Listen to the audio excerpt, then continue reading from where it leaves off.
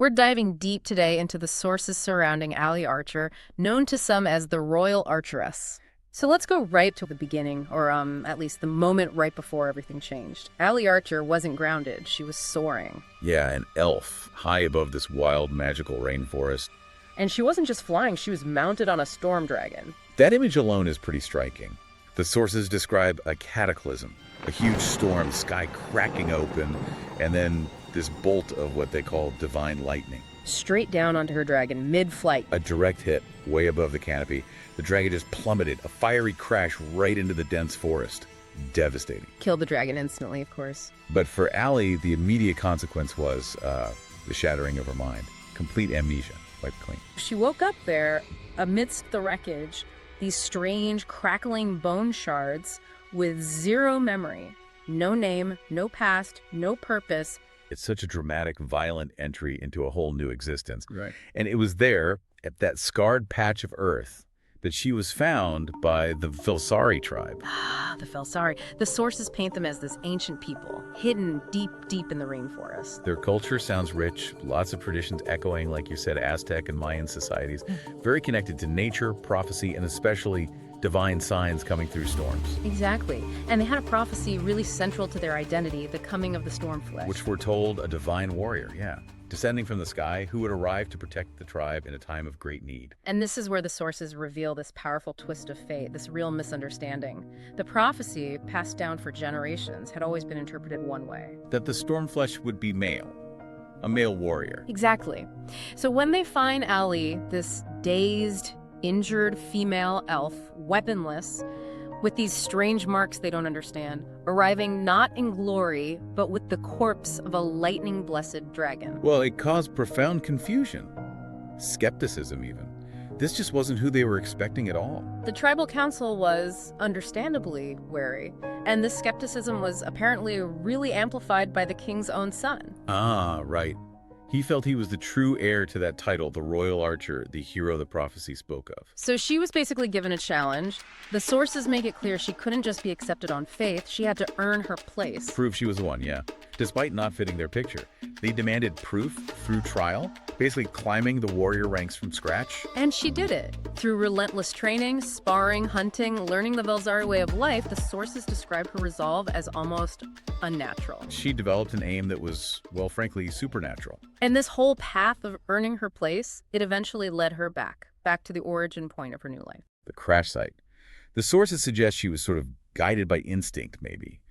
A pull she didn't consciously understand.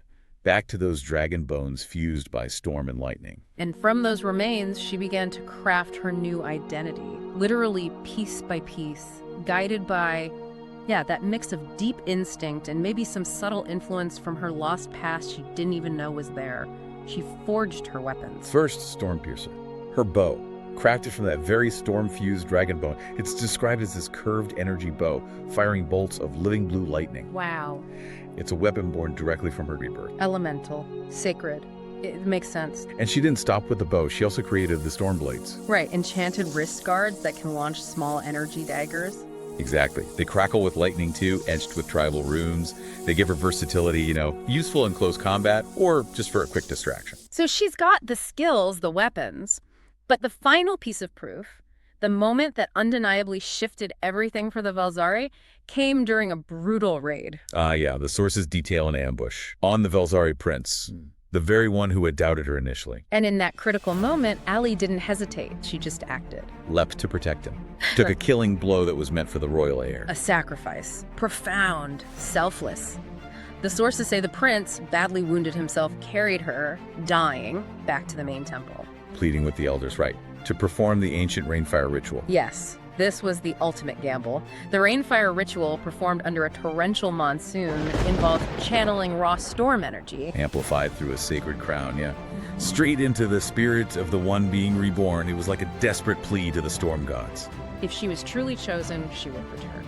Her sacrifice right there, that was the undeniable proof the prophecy needed, even if she wasn't what they pictured. And she awakened, reborn, not just healed physically, but fundamentally transformed. This was the birth of the Royal Archeress. And her transformation was visible, wasn't it? Absolutely.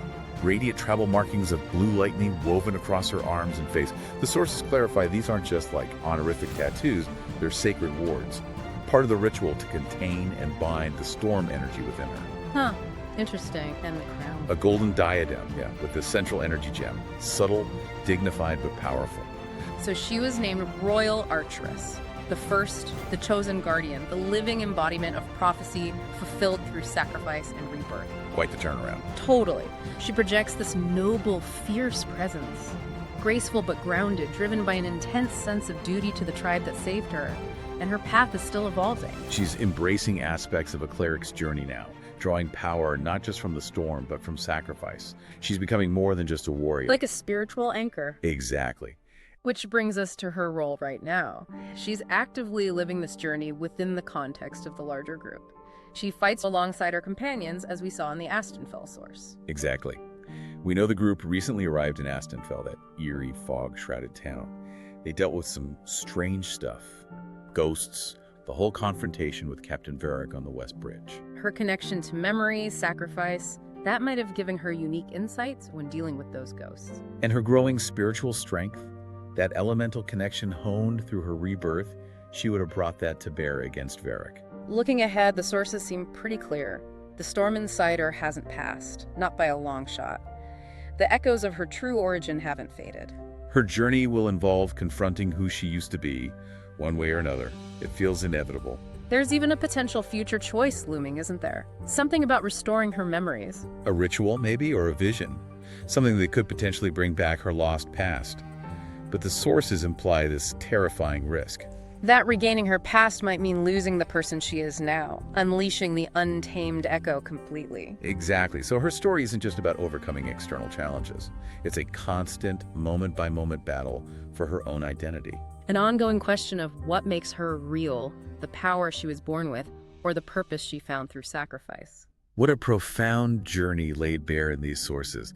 Ailey Archer, the Royal Archeress, defined by a fall, reborn through sacrifice, and constantly choosing who she is in the face of that storm within. It's a really powerful exploration of how trauma can shatter identity and how finding purpose can be a path, maybe the only path, to rebuilding it piece by piece. It really makes you stop and think, what does it truly mean to be reborn? And if you were faced with the person you were before your greatest challenge, your own echo of the storm, which version of yourself would ultimately win? That's a question worth carrying forward, definitely.